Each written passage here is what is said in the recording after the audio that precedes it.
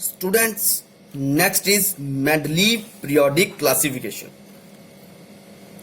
And जो उन्होंने table बनाया स्टूडेंट्स वो है Mendeleev periodic table.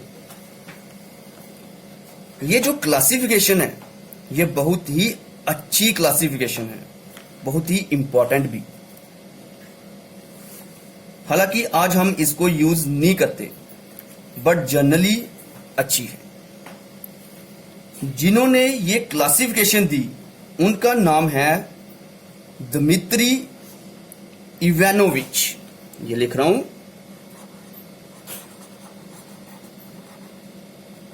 Dmitry Ivanovich Mendeleev.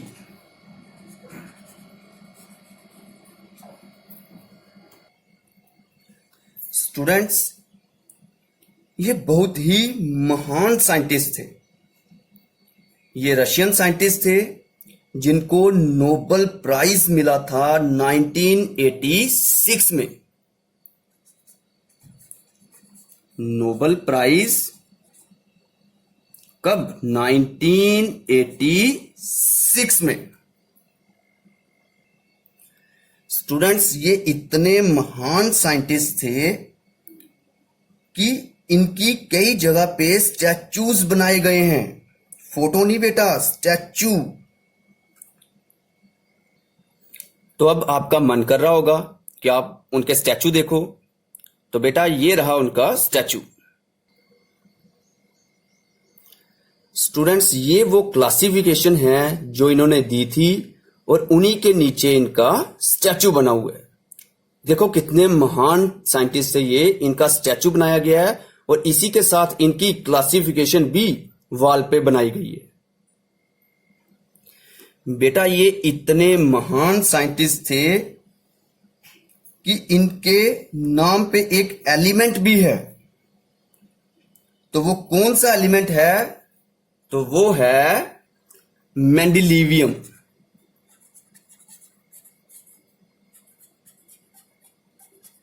जिसका सिंबल है MD। देखिए ये जो एलिमेंट है इसका नाम मेंडलीव से मैच कर रहा है। ये इतने महान थे कि इनको श्रद्धांजलि देने के लिए इनके नाम पे एक एलिमेंट को नाम दिया गया। अब मेंडलीव जी की काफी तारीफ कर ली। अब हम देखेंगे मेंडलीव पीरियोडिक टेबल जो इन्होंने बनाया था। तो स्टूडेंट्स, ये है मेंडलीव पीरियोडिक टेबल जो मेंडलीव जी ने बनाया था। इन्होंने ये टेबल कब दिया? इन्होंने ये टेबल दिया 1869 में। और बेटा उस वक्त तक 63 एलिमेंट्स डिस्कवर हो चुकी थी। काफी तेजी से न्यू एलिमेंट्स डिस्कवर की जा रही थी। बट जब इन्होंने टेबल बनाया उस वक्त तक सिर्फ 63 एलिमेंट्स ही डिस्कवर हुई थी। ये वो टेबल है। अब आगे पढ़ने से पहले मैं आपको बता दूं कि मेंडलीव ने जो कंसेप्ट इसको बनाने के लिए यूज किया वो कुछ हद तक न्यूलैंड लॉ ऑफ ऑक्टेव से मैच करता था। हालांकि इन्होंने कुछ न्यू चीजें ऐड की इनमें, बट ये कुछ हद तक न्यूलैंड लॉ ऑफ ऑक्टेव का जो टेबल था उसी तरह से था। तो बेटा इस टेबल में ध्यान से देखिए कि सबसे पहले एलिमेंट कौन सी है। तो कौन सी है सबसे पहली एलिमेंट? तो पहली एलिमेंट है हाइड्रोजन। फिर आप देखेंगे कि इसके आगे वाले सारे बॉक्सेस ब्लैंक हैं, मींस खाली हैं। और उसके बाद कौन है? Lithium, beryllium, boron, carbon, nitrogen, oxygen, fluorine, so on कर बड़ी सारी एलिमेंट्स हैं। स्टूडेंट, उस वक्त की जितनी भी एलिमेंट्स डिस्कवर्ड थी वो सारी इस टेबल में हैं। बट खास बात ये है कि इधर बड़े सारे बॉक्सेस खाली हैं। यहां पे खाली है, यहां पे, यहां पे, यहां पे, ये देखो बड़े सारे खाली हैं। ऐसा नहीं है कि मैं भूल गया हूं लिखने के लिए, बल्कि मेंडलीव जी ने ये बॉक्सेस ही ब्लैंक छोड़े हुए थे। उसके पीछे भी बहुत बड़ा एक इंपॉर्टेंट रीजन है कि इन्होंने ये बॉक्सेस ब्लैंक क्यों छोड़े थे। तो स्टूडेंट्स, हम आगे चलने से पहले ये कुछ नंबर्स लिखे हुए हैं यहां पे, ये देखिए। तो ये नंबर्स क्या हैं? तो स्टूडेंट्स, ये नंबर हैं एटॉमिक मास। जैसे हाइड्रोजन का 1.008, लिथियम का 6.939, बेरिलियम का 9.01, बोरान का 10.81, कार्बन का 12.01, ऐसे कर करके ये सारे के सारे एटॉमिक मास इनके साथ लिखे हुए हैं। इस पैटर्न से आपको एक चीज समझ आ रही होगी कि ये थोड़ा कम था, ये उससे ज्यादा, ये उससे ज्यादा, ये उससे ज्यादा, ये बढ़ रहे हैं, मींस इंक्रीज हो रहे हैं। एटॉमिक मास जो है वो हर स्टेप में क्या हो रहा है? इंक्रीज। देखिए सीक्वेंस, हाइड्रोजन के बाद बॉक्सेस ब्लैंक हैं, उसके बाद लिथियम, इससे ये ज्यादा था।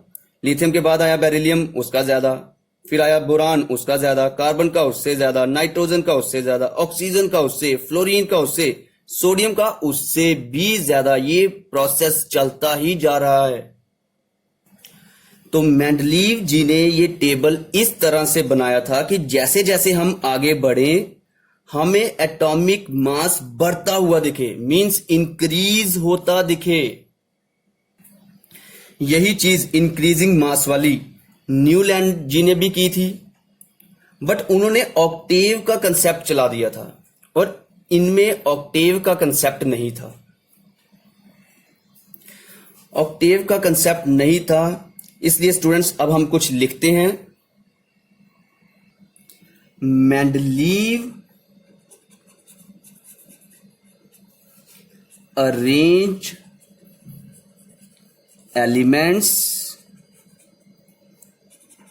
in order of their increasing atomic masses। यह आपका फर्स्ट इंपॉर्टेंट पॉइंट जो आपने याद रखना है। तो स्टूडेंट्स, अब ये जो ब्लैंक बॉक्सेस थे, खाली बॉक्सेस थे, इनके पीछे क्या कंसेप्ट था, अब हम वो देखते हैं।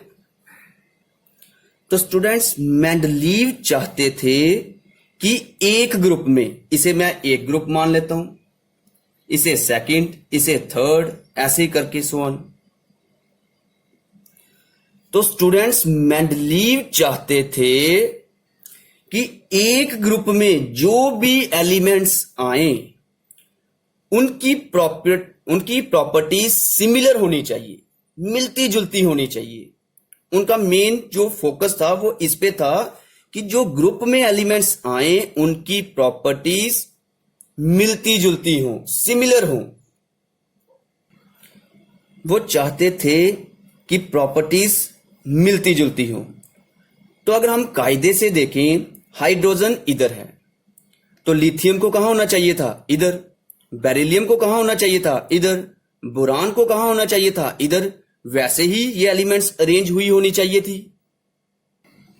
बट स्टूडेंट्स, लिथियम को हाइड्रोजन के नीचे इसलिए रखा गया क्योंकि लिथियम और हाइड्रोजन की प्रॉपर्टीज मिलती जुलती थी। बेरिलियम के नीचे मैग्नीशियम को इसलिए रखा गया क्योंकि इनकी प्रॉपर्टीज मिलती जुलती थी। तो अब स्टूडेंट्स, पता चला लिथियम को यहां क्यों रखा था। इसलिए रखा था ताकि इनकी प्रॉपर्टीज एक जैसी थी, तो वो उसी के नीचे आना चाहिए था वर्टिकल ग्रुप में, क्योंकि उनका मेन फोकस ही इस पे था कि ग्रुप में जो एलिमेंट्स आ रही हैं उनकी प्रॉपर्टीज मिलती जुलती हों। इसलिए उन्होंने लिथियम यहां रखा। किसके नीचे? हाइड्रोजन के नीचे। इसीलिए उन्होंने बेरिलियम को यहां रखा क्योंकि उसकी प्रॉपर्टीज इनके साथ मैच करती थी, बोरान को यहां रखा क्योंकि उसकी प्रॉपर्टीज इनके साथ मैच करती थी, कार्बन को यहां रखा क्योंकि उनकी प्रॉपर्टीज इनके साथ मैच करती थी। यही रीजन था कि उन्होंने कुछ गैप मींस कुछ बॉक्सेस ब्लैंक छोड़ दिए, जिन्हें हम गैप्स बोलते हैं, gaps in Mendeleev periodic table. अब आप सोच रहे होंगे कि फ्लोरीन के आगे सोडियम क्यों नहीं रखा, तो सपोज करो मैं यहां पे सोडियम रख देता हूं, आएगा नहीं बट उसके टेबल में। तो देखो बेटा, सोडियम अगर मैं इधर रख दूं तो सोडियम की प्रॉपर्टीज इनके साथ मैच थोड़ी ना करती हैं। सोडियम की प्रॉपर्टीज इनके साथ मैच नहीं करती। सोडियम की प्रॉपर्टीज किसके साथ मैच करती हैं? पोटेशियम के साथ या फिर लिथियम के साथ। इसलिए उन्होंने सोडियम को यहां नहीं रखा। कहां रखा? यहां पे, क्योंकि उसकी प्रॉपर्टीज लिथियम के साथ मैच करती थी। क्योंकि उनका मेन फोकस था कि एक ग्रुप में जो भी एलिमेंट्स आए उनकी प्रॉपर्टीज मिलती जुलती हो, मींस सिमिलर हो। तो स्टूडेंट्स, वैसे ही वो पोटेशियम को यहां रख सकते थे, बट उन्होंने यहां नहीं रखा। क्यों? क्योंकि पोटेशियम की प्रॉपर्टीज किसके साथ मैच करती हैं? सोडियम के साथ। इसलिए उन्होंने पोटेशियम को सोडियम के नीचे रखा, ताकि वो एक ग्रुप में आ जाएं और उनकी प्रॉपर्टीज क्या थी? एक जैसी थी। सिर्फ यहां ही नहीं, यहां भी खाली ब्लैंक छोड़ा हुआ है, खाली छोड़ा हुआ है, बड़ी सारी जगह पे खाली छोड़ा हुआ है। अब आप सोच रहे होंगे कि फिर खाली बॉक्सेस का क्या होगा? तो स्टूडेंट्स, उन्होंने इन बॉक्सेस के लिए एज्यूम किया कि फ्यूचर में जो एलिमेंट्स डिस्कवर होंगी, क्योंकि आपको पता है एलिमेंट्स डिस्कवर हो रही थी, बड़ी जल्दी जल्दी डिस्कवर हो रही थी, तो उन्होंने बोला कि फ्यूचर में जो एलिमेंट्स डिस्कवर होंगी वो यहां पे हम फिट करेंगे, जिनकी प्रॉपर्टीज इनके साथ मैच करती होगी। इस कारण उन्होंने ये जो बॉक्सेस थे ये क्या छोड़ दिए? ब्लैंक छोड़ दिए। तो स्टूडेंट्स, मैं आपको एक इंटरेस्टिंग चीज बताऊं कि फ्यूचर में जब ये एलिमेंट्स, जो नई एलिमेंट्स डिस्कवर हुई, बड़ी सारी एलिमेंट्स ऐसी थी जो यहीं पे जो इन्होंने बॉक्सेस ब्लैंक छोड़े थे वहीं पे फिट हुई। है ना इंटरेस्टिंग? और दूसरा कि जो एलिमेंट्स सपोज करो यहां पे फिट होगी, उसकी प्रॉपर्टीज हमें लर्न करने की जरूरत ही नहीं। क्यों? क्योंकि अगर हमें बोरान की आती होगी तो उन सभी की आती होगी। इसलिए जो एलिमेंट्स उस वक्त डिस्कवर भी नहीं हुई थी उनकी प्रॉपर्टीज भी हमें पहले से पता चल चुकी थी। है ना इंटरेस्टिंग? और स्टूडेंट्स, ये जो गैप्स थे, ये छोटा सा है बट इंपॉर्टेंट कंसेप्ट है कि इन्हें बोलते क्या थे। तो बेटा, इन्हें हम बोलते हैं gaps in Mendeleev periodic table. क्या बोलते हैं students? Gaps in Mendeleev periodic table. तो स्टूडेंट्स, इनकी क्लासिफिकेशन में दो इंपॉर्टेंट जो थे वो कंसेप्ट थे। एक तो हम लिख बैठे हैं, तो अब मैं दूसरा लिख रहा हूं अब आपके सामने। तो स्टूडेंट्स, दूसरा पॉइंट है the physical and chemical properties, the physical and chemical properties of elements are periodic function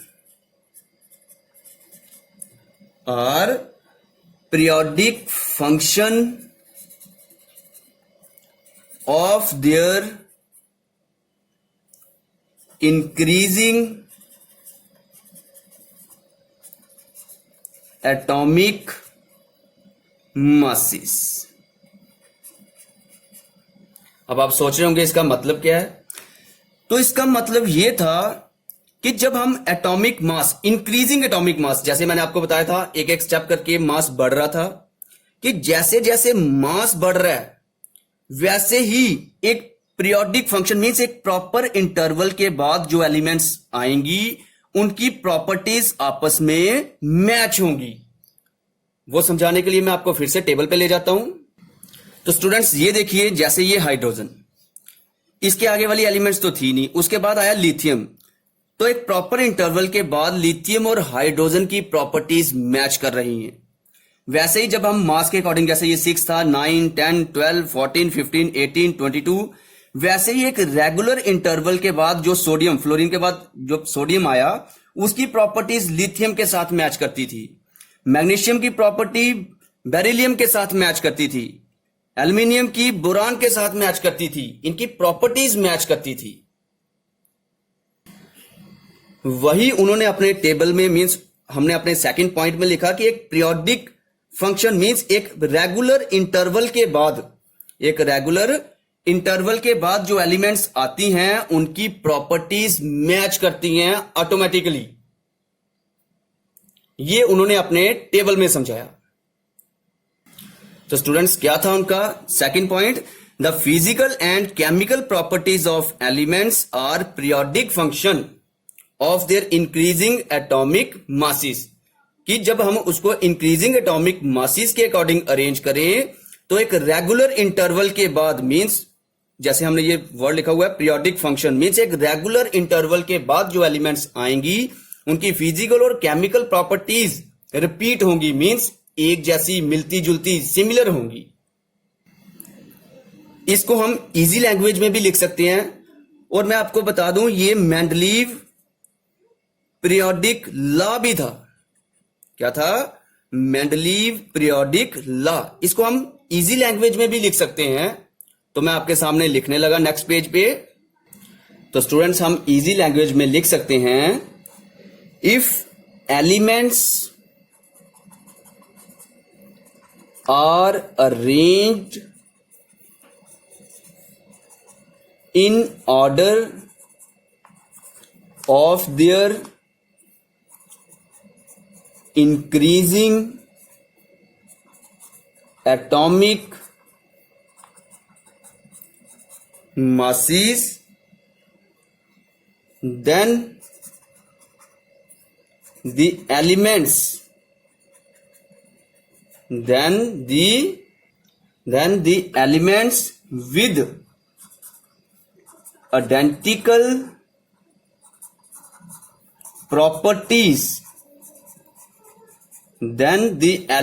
with identical properties, are